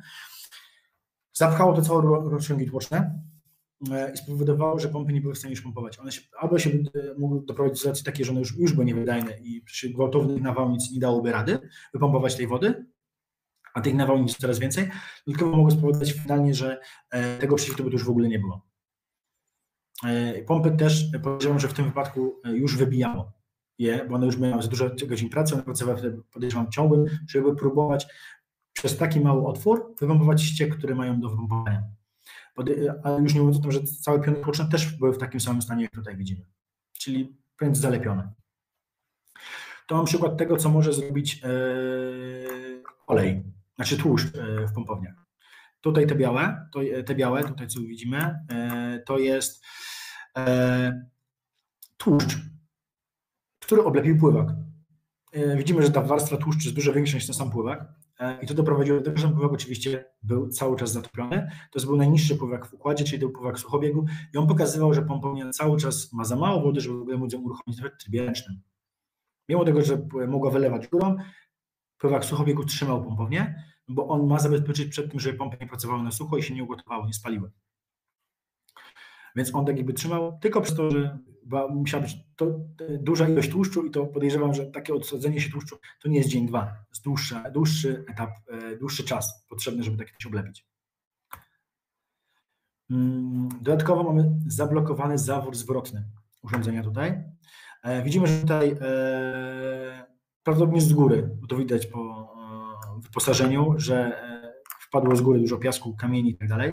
Pompy tu przetłoczyły, pompy są tam, coś przetłoczą z takich rzeczy, też to przejdzie dalej po prostu z wodą, ze ściekiem. I tu mamy przykład jednego zaworu kulowego akurat i drugiego, znaczy nie zaworu, tylko zwrotnego. Dwóch zaworów na dwóch różnych pionach, one się zablokowały w różnych pozycjach. Bo ten się w takiej pozycji zablokował, że jak pompa tłoczyła, to nie była w stanie dalej, bo tu dalej idzie tłoczny do góry, wypompować. Ponieważ ta kula się nie była w stanie podnieść przez ten kamień i ona nie była w stanie przejść do góry, schować się do gniazda, żeby móc wypompować, żeby pompa mogła wypompować ściek. Drugi zawór w tym układzie był zablokowany w pozycji w pozycji otwartej, tak jakby, bo pompa, on się nie zamykał, ta kula nie opadała. Czyli w momencie, w którym ta pompa nie tłoczyła, ten tłoczny dalej był otwarty. Czyli w momencie, w którym ta pompa by normalnie pracowała, ten ściek byłby tłoczony tutaj do góry, on idzie do trójnika i z trójnika wracałby drugim pionem tłocznym i wylewał się z powrotem do pompowni. Częściowo oczywiście wychodziłby na zewnątrz tłocznym, ale też w dużej części by wracał. On normalnie się zatrzymuje na tym zaworze, na tym tutaj zaworze on się powinien zatrzymać, ten zawór, ta kula powinna opaść i zablokować właśnie powrót ścieku do pompowni, a on tego tak jakby nie zrobiła, bo nie było w stanie tego zrobić. Ta kula opaść, bo kamyki na to nie pozwalały, żeby ona swobodnie opadła. I zamknęła tak jak ten pion tłoczny przed powrotem ścieków.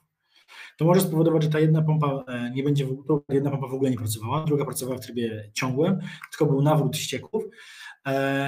Jeżeli mamy sytuację tak jakby tą tutaj, no to w tym momencie będziemy widzieć, że jedna pompa sobie nie radzi z ilością ścieków. Ona pompuje, a ścieku niewiele ubywa z pompowni. I to wtedy może być albo wina właśnie pompy, że ona jest uszkodzona, ma wienik uszkodzony i tak dalej, albo tego, że właśnie na przykład zawór zwrotny na drugim pionie jest zapchany, popsuty. Jeżeli mam przykład nieprawidłowego zażelowania puszki przyłączeniowej, puszki przedłużeniowej. Te puszki powinny być w pełni zalane żelem. To są puszki montowane w korpusie pompowni i tutaj oczywiście, jak to w pompowniach, w korpusie pompowni, są nieprzyjazne warunki do tego, żeby mieć otwarte kable, ponieważ jakiekolwiek połączenia kablowe, bo to jest wilgoć, może być siatkowodór, mogą być też inne rzeczy i jeżeli ona nie jest w pełni zażelowana, może doprowadzić do zwarcia. I albo do zwarcia kabla, który idzie dalej z pompowni i on idzie pod tą kostką, więc jego wymiana może być uciążliwa, ciężka i może być niemożliwa bez rozebrania kostki, albo może zejść po kablach do pompy i zalać pompę od środka. Po prostu dostanie się po żyłach kabel dostanie się do pompy i ją uszkodzi. To mam przykłady nieszczelnej studni. Jak chodzi o to tutaj, to są przejścia kablowe, które na starcie musiały już być niezabezpieczone właściwie i przez to woda z dużą ilością oczywiście ziemi, piasku wpada cały czas do tej pompowni. Jeśli chodzi tutaj przejście, to ono jest standardowo uszczelniane i też powinno po montażu powinno być w pełni szczelne. Jeżeli nie, może być tak, że na po jakimś czasie się rozszczelni. I wtedy wystarczy albo tam wymienić to uszczelnienie lub też nie dokręcić, na przykład, jeżeli jest łącze zamontowane. I to się może z czasem pojawi, to już, to prawdopodobnie było najprawdopodobniej było od samego początku w tym urządzeniu. To mam przykład przepalonej szafy, elementu szafy sterowniczej.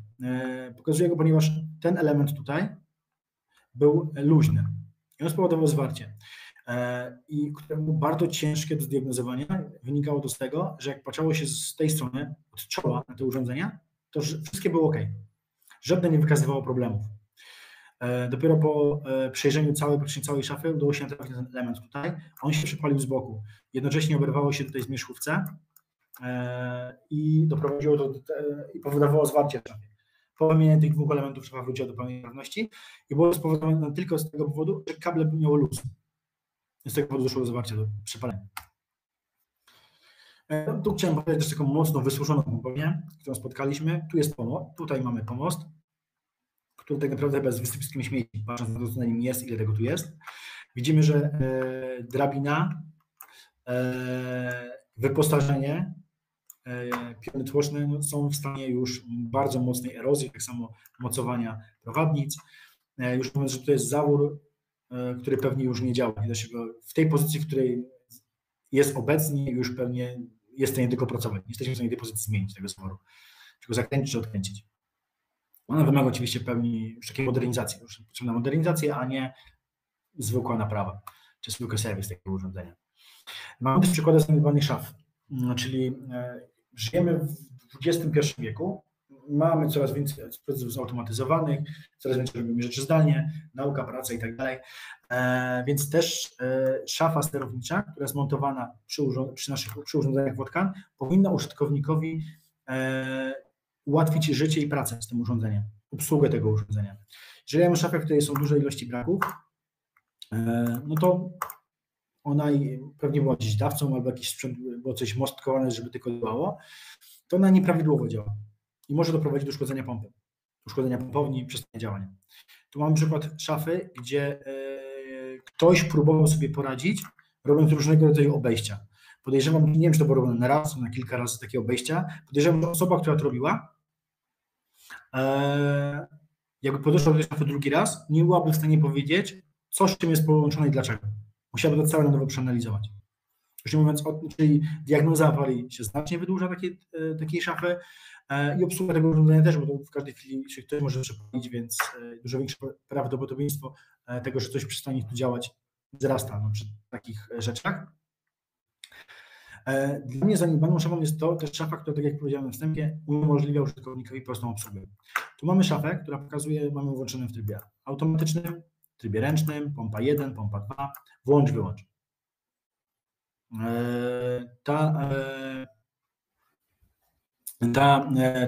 To urządzenie nie pozwala użytkownikowi sprawdzić, jak jest awaria. Pompownie nie działa, ale on nie wie, z jakiego powodu. Moim zdaniem standard dzisiejszych szaf powinien być taki, że jest sterownik, na którym użytkownik jest w stanie go odczytać. Jest w stanie zdiagnozować, sama automatyka powie mu, mam problem z nasilaniem, mam problem z pływakiem, mam problem z pompą. Użytkownik dzięki temu szybciej może zdiagnozować ten problem i może go nawet sam rozwiązać bez wzywania, narażania się na dodatkowe koszty, wzywając specjalistyczny serwis. To się okaże, że na przykład tylko jest wiednik zapchany pompy, który on może zrobić sam. Wyjąć pompę, wiednik oczyścić, sobie pompę z powrotem. i układ działa. Lub też od razu zamówić serwis, na przykład z dostawą części, bo pływak nie działa, sonda nie działa. Jest to dużo prostsze, tańsze dla użytkownika, on może tym urządzeniem sobie wtedy samo to urządzenie zadbać, diagnozować najprostsze awarie. Jeżeli nie ma sterownika, jest taki układ jak tutaj, znaczy nie ma ekranu, który informuje na sterowniku, no to on wie, że coś nie działa, ale nie wie czemu. On musi to diagnozować, musi się w tym więcej zagłębiać, wydłużać. On też nie może być w stanie tego zdiagnozować.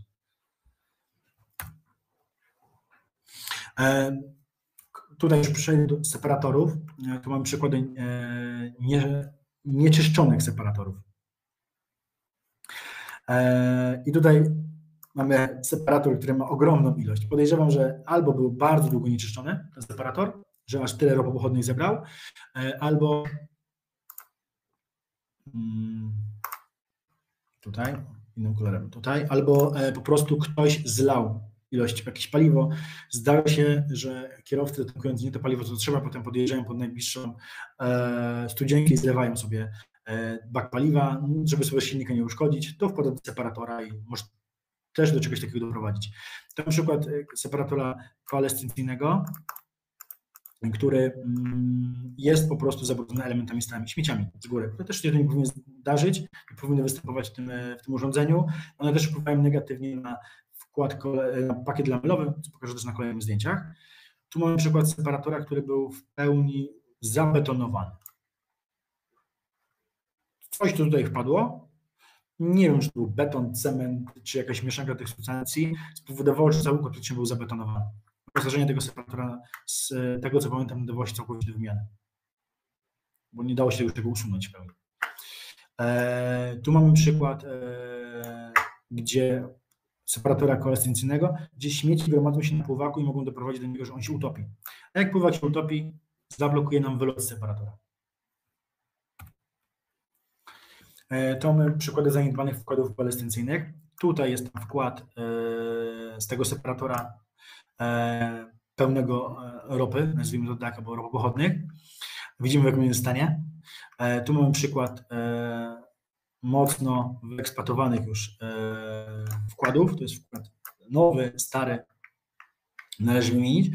A te wkłady pozostałe, te 3, 1, 2 i 3, widzimy po nich, że one wręcz spadają z kolumny. One nie działały, one nie czyściły. Jeżeli ściek wydobywał się z separatora na wylocie, to nie przez to, że był przefiltrowany, tylko przez to, że najprawdopodobniej był podwieszony pływak. Tak jak tutaj mamy przykład. Tutaj to słabiej widać, na tym zdjęciu jest dość małe, ale tutaj to widać bardziej. Pływak jest podwieszony. Dzięki czemu nawet jak tutaj nie ma przelewu, wkład nie przepuszcza, jest zapchany już. Wkład pokazuje, że mam dojść. Ja już więcej nie przepuszczam ci ścieków, bo już ich nie jestem w stanie wyczyścić. To poziom wzrasta w separatorze i przelewa się górą. W tym momencie on powinien utopić pływak i zamknąć wylot, żeby ropopochodne nie wydostały się, nie wydostały się za separator. Jeżeli jest tak układ, jeżeli jest pływak podwieszony, to on nie opadnie i ten ściek przepływa dalej. Może doprowadzić do skażenia środowiska za separatorem. Przykład z zeszłego tygodnia w Łodzi, akwen, jakiś większy akwen należący do miasta został skażony ropopochodnymi. Już zajmuje się tym inspekcja ochrony środowiska wojewódzka. Podejrzewam, że wszystkie separatory w okolicy, które oddają, mają podczyszczać wodę, będą miały mocną kontrolę. I to nie będzie kontrola polega tylko na tym, że inspekcja przyjdzie i sprawdzi, czy urządzenie jest poprawnie dzisiaj wygląda, czy wyczyszczone, jest czyste i tak dalej, ale też będzie związane z tym, że będzie wymagało pokazania książki eksploatacji tego urządzenia i tego, jak użytkownik weryfikuje, że on jest w pełni sprawny. My nie dostaliśmy kary i też naszych zakładów nie dostał kary finansowej, ale od naszych użytkowników, klientów wiemy, że te kary mogą być od kilku, poprzez kilkanaście, aż do kilkudziesięciu, kilkuset tysięcy złotych właśnie za niedbanie o urządzenie wodkan. Szczególnie tutaj z naciskiem są separatory, bo ochrona środowiska ma dużo wyższe kary, bo dbamy o środowisko, żeby nie doszło do sytuacji takiej, jak miała na Odrze wyższą po prostu miejsce i też tutaj kary są odpowiednio wyższe już. Tutaj mamy przykład nowego separatora. Separatora, który się nie zużywa, można tak powiedzieć. My, tak jak wspomniałem wcześniej, dostarczamy separatory na obiekty albo zmontowane w naszym zakładzie, tu dana firma musi ją wmontować ten separator lub musi go zmontować na miejscu. Rzadko się zdarza, że my to montujemy jako serwis autoryzowany, częściej zdarza, że jakaś firma wykonująca jakieś prace na budowie montuje ten separator. Tu był przykład, podejrzewam, że takiej kolumny separatora, który wszedł w całości i użytkownik po zmontowaniu urządzenia nie odblokowano pływaka. On na czas transportu jest podwieszony, po zamontowaniu, uruchomieniu układu dalej jest podwieszony, a na wkładzie koalescencyjnym tutaj widać na nim folię transportową, to była ochronna, znaczy czas jego transportu. Spowodowało to tyle, no, że ściek przez folię nie przenika, przelatywał górą, przelatywał z drugiej strony separatora. Układ może fajny pod tym kątem, że ani pływak, ani wkład koalescencyjny się nie zużywają, ale on też nie działa. Tak naprawdę w razie kontroli inspektor by powiedział, że to urządzenie jest studnia przelotowa, a nie separator, bo to nie ma nic z działających rzeczy separatora. Jedną rzecz, którą też chciałem Państwu podkreślić, to tutaj, że Państwo na swoich urządzeniach od razu weryfikowali przy odbiorze takich urządzeń też w jakim miejscu jest kolumna koalescencyjna. Zdarza się tak, że ona nie jest bezpośrednio pod włazem, a powinna być, czyli właz powinien być bezpośrednio nad tą kolumną. To jest po to, żeby móc z poziomu gruntu widzieć pływak, móc wyjąć kolumnę koalescencyjną, móc wyjąć pływak i też wkład koalescencyjny do góry, bezpośrednio przez właz. Jeżeli ta kolumna byłaby schowana tutaj, gdzieś z boku, to my już nie widzimy, nie jesteśmy w stanie podejrzeć w tym momencie pływaka. Żeby dostać się do pływaka, wymontować, zdjąć filtr, wkład lamelowy, wkład koalescencyjny do czyszczenia, musimy rozebrać całą kolumnę. Całe te kolano trzeba wykręcić ze ściany, to jest tak, trzeba je całe tutaj wykręcić, to całe zdemontować, żeby to położyć. I żeby to zrobić, to już tego nie da się zrobić z poziomu gruntu, czyli to wymaga już wtedy całkowitego wyczyszczenia urządzenia, opróżnienia go, żeby do niego zejść, wykonać tę pracę i do niego potem wejść. To oczywiście znacząco podnosi kwotę serwisowania takich urządzeń. Więc bardzo istotne jest to właśnie, żeby to było bezpośrednio pod włazem była ta kolumna koalescencyjna. Tu mamy przykład zaniedbanego pakietu lamelowego. Tu i tutaj jest ten sam wkład, to jest separator, w którym on był montowany.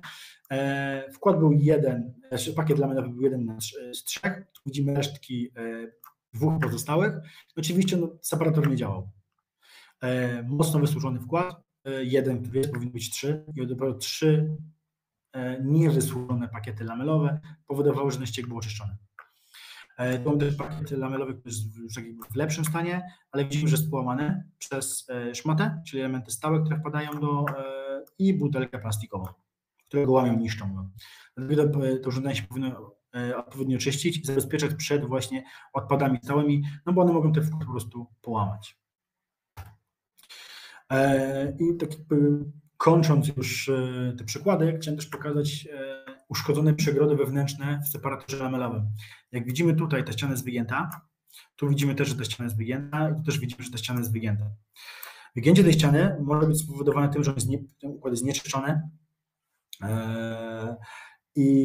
lub jest niedobrane właściwie, czyli jest już większy napływ do niego niż on może przyjąć.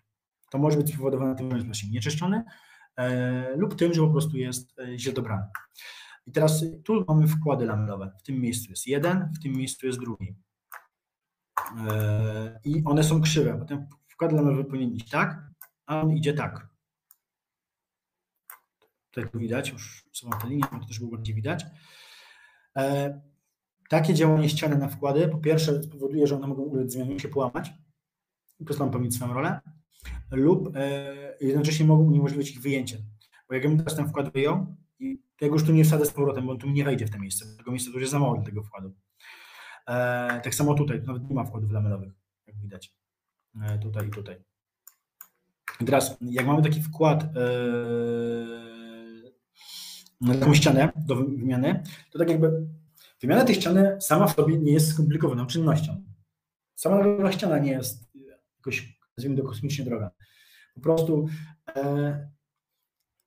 umożliwienie wymiany tego jest dość drogie i kosztowne, ponieważ separatory najczęściej są w pasie jezdni, są na parkingach, na których jest ułożona kostka. Żeby móc tą ścianę wymienić, trzeba zdjąć pokrywę tego urządzenia, żeby móc tą starą ścianę wyjąć i wsadzić nową, bo jej się nie da w środku poskładać z mniejszych kawałków, czyli tak, żeby się zmieściła przez włas. Dzisiaj ją trzeba wprowadzić w całości. Żeby ją wprowadzić w całości, trzeba zdjąć pokrywę. I tutaj największe koszty są związane z tym właśnie, żeby zdjąć kostkę, ułożyć ją na nowo, zdjąć pokrywę i założyć ją na nowo. Czy żeby zdjąć asfalt, umożliwić zdjęcie tej pokrywy, no i potem nałożyć nowy asfalt. To są nową warstwę asfaltu. To są największe koszty przy tego typu pracach. To narażają użytkownika na to, że rzecz, która jest dość prosta w wymianie, tak naprawdę niesie są bardzo duże koszty dla użytkownika. Jak o urządzenie będziemy dbać, odpowiednio je pielęgnować, to i tak prędzej czy później dojdzie do tego, że konieczności modernizacji takiego urządzenia wysłużonego. Urządzenie ktoś używa. Oczywiście dbając o to urządzenie, właściwie serwisując, my wydłużamy żywotność tego urządzenia, czyli opóźniamy sobie ten moment, w którym musimy je poddać całkowitej modernizacji.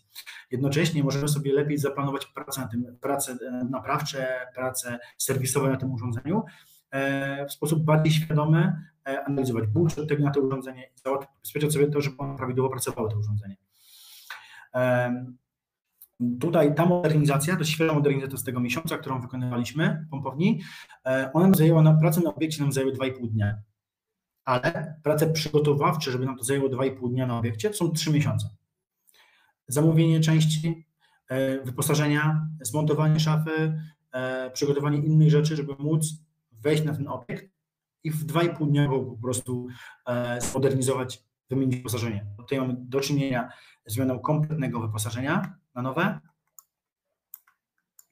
z wymianą szafy na nową. Dodatkowo klient wyposażył sobie, został wzbogacony obiekt, urządzenie o żurawiki, o wyniesienie na powierzchnię ziemi, ręcznego sterowania zasobą wlotu i wylotu z tej pompowni. Jest to bardzo dobre rozwiązanie, ponieważ pozwala użytkownikowi zatamować z jednej i z drugiej strony wloty i wyloty z tego korpusu, żeby mógł na przykład jakiekolwiek prace naprawcze w środku wykonać. Tak jak wspomniałem, sama ta modernizacja na obiekcie zajęła 2,5 dnia, 3 miesiące przygotowania i do tego trzeba jeszcze doliczyć czas, który potrzebuje inwestor na określenie się zakresu takiej modernizacji, na wyłonienie wykonawcy, wynegocjowanie z nim umowy i podpisanie tej umowy z tym wykonawcą. To też zajmuje czas. Z takiej modernizacji się nie da zrobić szybko. W pośpiechu można czegoś nie dopatrzyć, narazić się na dodatkowe nieprzewidziane koszty przy tego typu realizacjach. A wiadomo, że w przypadku awarii największym wrogiem użytkownika i jego tak jakby największym problemem jest czas, bo on ma niedziałające urządzenie i musi na ten czas na przykład zapewnić inny odbiór ścieków, musi te urządzenie czymś zastąpić. On działa w pośpiechu. Działając w pośpiechu może się narażać na dużo większe koszty, bo w tym momencie z reguły nie będzie on szukał urządzenia, nie będzie on przyglądał rynku, żeby znaleźć coś, co najbardziej będzie mu odpowiadało w dalszej eksploatacji tego urządzenia, tylko coś, co będzie szybko dostępne. Oprócz tego, że na tym tylko wrócę na chwilę, taka ciekawostka jest odnośnie z tą pompownią, że w czasie czyszczenia tej pompowni okazało się, że ona jest o 70 cm głębsza niż inwestor i my zakładaliśmy na starcie. Wynikało to z tego, że na dnie tej pompowni osad spowodował taką twardą warstwę z piasku, oleju, elementów jakichś ciał stałych i innych rzeczy. One były takim lejem, pompy były w takich lejach otoczone, więc automatycznie retencja tej pompowni była dużo mniejsza, żywotność pomp też mocno oberwały, no bo do nich ten ściek pływał przez te leje na dół i one były w stanie pompować. Więc one też się mogły w jakiś sposób trochę zapowietrzać, to nie była ich praca, na pewno było skrócenie ich żywotności i mocniejsze eksploatowanie tych urządzeń. Już mówiąc o tym, że sam korpus odbierał mniej odpadów, więc w razie jakichkolwiek problemów mógł się już szybciej wypełnić ściekami i wylać. On czy też kanalizacja przed nim.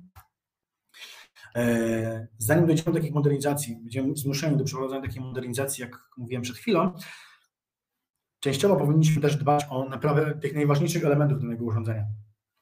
W przypadku pompowni tłoczni, jednym z ważniejszych elementów urządzenia są pompy. No bo bez nich te urządzenia nie działają. I te pompy też należy remontować, poddawać jakimś naprawom, serwisom i tak dalej. Większość producentów pompy zaleca remonty takie podstawowe co 5 lat. Remont podstawowy to jest wymiana łożysk i uszczelniętej pompy.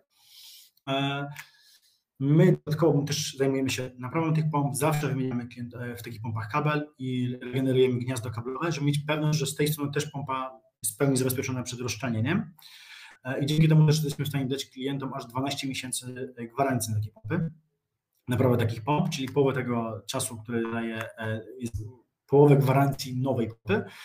Tym się też trochę wyróżniamy na rynku, ponieważ duża część naszej konkurencji daje gwarancje 3-miesięczne lub półroczne na naprawione pompy, a my dajemy aż 12 miesięcy.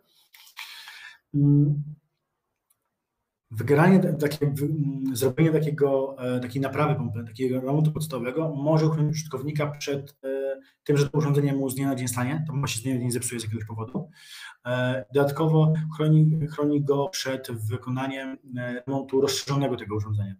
Remont rozszerzony może wynikać z tego, że pompa się rozszczelni. Trzeba będzie będzie trzeba może to przewijać, trzeba będzie ją poddać suszeniu i tak dalej. To też automatycznie powoduje, że te koszty wzrastają takiej naprawy urządzenia. Tutaj mamy pompę Grundfossa przed i po naprawie. No widać, że po naprawie wygląda prawie jak nowa. Tutaj mamy przypadek 2 pomp Sulzera. Te pompy, no widzimy, że były mocno wysłużone, jak w nas trafiły. Pompy zostały naprawione przez nas. Z tego, co kojarzę, to było jakieś 1,5 roku temu, pompy do dzisiaj działają bezproblemowo dla użytkownika. Dodatkowo koszt naprawy tych 2 pomp łącznie wynosił tyle i zakup jednej nowej pompy. Czyli użytkownik zaoszczędził połowę kwoty, którą musiał wydać na 2 nowe pompy w razie awarii. Miał dodatkowo rok gwarancji, więc ma też rok, nazwijmy takiego spokoju dla siebie z tymi urządzeniami, zabezpieczył się na rok, że one będą działać. One oczywiście będą dłużej działać, bo przy prawidłowej eksploatacji, jeśli to urządzenie dbane, to takie pompy potrafią bardzo długo działać bezawaryjnie dla użytkownika, nie wymagać jakichś większych takich remontów, nazwijmy to rozszerzonych. Tutaj wiadomo jest, że jak urządzenie w spotkam stanie, pompownia, tłocznia, separator, no to zaczyna się zbierać ściek. I on może się zebrać w studni i wylać studnią, może zebrać się w układzie przed. I on oczywiście ten ściek gdzieś prędzej czy później wyleje, no bo tak jest kolej rzeczy. I on może doprowadzić do podtopień parkingów, garaży, piwnic, hal, mieszkań. No i z tym też się wiążą odpowiednie problemy dla użytkownika. I też koszty usunięcia tych awarii. Mamy przykład pompowni deszczowej, która się po prostu zepsuła się w najmniej odpowiednim momencie, czyli złośliwość rzeczy martwych. Tak się dość często zdarza, że złośliwość rzeczy martwych psują się w najmniej odpowiednim momencie. Przed długim weekendem, w czasie długiego weekendu, w czasie świąt lub w czasie na przykład nawałnic. Spowodowało to tyle, że nawałnica była tyle gwałtowna i przy tej niedziałającej pompowni deszczowej zdany został garaż podziemny, w którym stało około 10 aut i z tego, co nam mówił klient, najtańsze auto tam było za 600 000 złotych. Już nie myślę, ile kosztowały kolejne auta. Auta były całkowicie zalane praktycznie do wymiany na nowe. Wygląda jak auto po powodzi. Do tego może doprowadzić tak jakby skutki, to są tak jakby skutki nieprawidłowego działania takiego urządzenia. Narażamy się na bardzo duże koszty użytkownicy takich urządzeń. Oczywiście, odpowiednio dbając o te urządzenia, pielęgnując je, wykonując serwisy, nie zabezpieczamy się w 100%, że do takiej sytuacji, jak przed powiedziałem, nie dojdzie. Bo do nich może dojść nawet na urządzeniu, na którym dziennie nie sprawdzamy. Ale dbając o te urządzenia w właściwy sposób wodka, minimalizujemy ryzyko wystąpienia. Bardzo mocno je minimalizujemy do momentu, do tego, żeby takie coś się wydarzyło na obiekcie.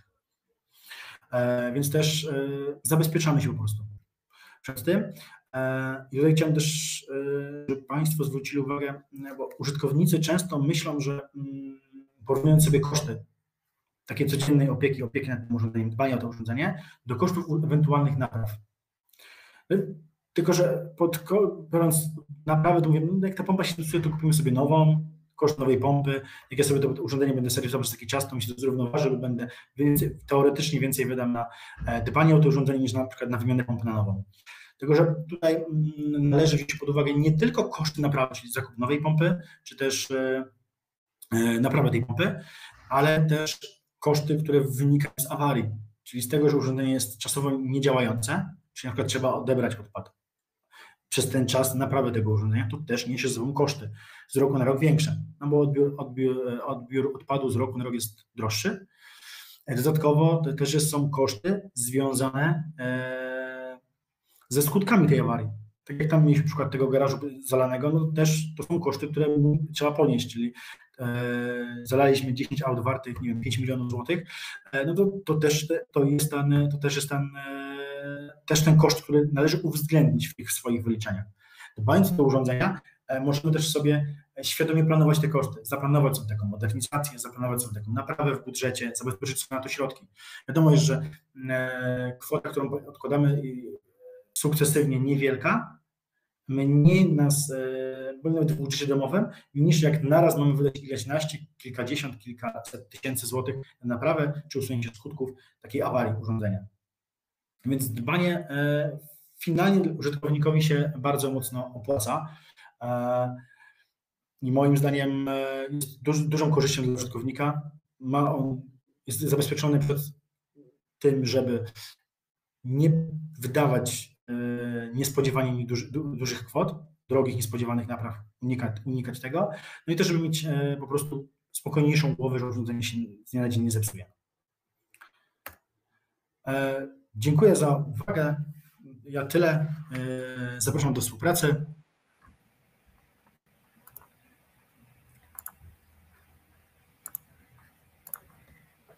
Tak, dziękuję Zbyszku za interesującą prezentację i wnioski. W tej chwili na Państwa ekranach pojawił się formularz i to jest właśnie ten moment dla wszystkich tych, którzy czują potrzebę rozmowy indywidualnej z naszymi ekspertami. Prosimy w tym formularzu o pozostawienie kontaktu do siebie, imię, nazwisko, numer telefonu, adres mailowy. Dajmy sobie na to minutę, żeby wszyscy chętni mogli zadeklarować chęć rozmowy. To jest też ten moment, w którym powinniśmy przejść do sesji pytań i odpowiedzi, ale oprócz pytania, czy webinar będzie nagrywany, tak, jest webinar nagrywany i będzie Państwu udostępniony. Nie pojawiło się nic więcej, więc Zbyszku gratuluję. Widocznie Twoja prezentacja była na tyle klarowna i zrozumiała dla naszych słuchaczy, że żadne pytania się nie pojawiły na czacie, ale być może pytania się pojawią w naszej ankiecie, także zachęcam Państwa do tego, żeby pozostawić kontakty do siebie, a nasi eksperci się z Państwem skontaktują i odpowiedzą na wszystkie pytania i rozwieją wszystkie wątpliwości. Ja ze swojej strony bardzo dziękuję za dzisiejszy webinar, dziękuję Zbyszku za Twoją wiedzę i Państwu dziękuję za uwagę. Dziękuję Pani Andrzeju za miłe słowa. Cieszę się, że szkolenie, webinar dzisiejszy się podobał. Tak, dziękuję Państwu za obecność i poświęcony czas. Zapraszam też do śledzenia komunikacji o naszych kolejnych webinarach. Już dzisiaj mogę zaprosić na najbliższy wtorek, gdzie będziemy mówić o programie Feniks, a naszymi ekspertami będzie Jacek Zalewski z firmy Retencja.pl oraz Monika Kszczot z Ecole Unicon.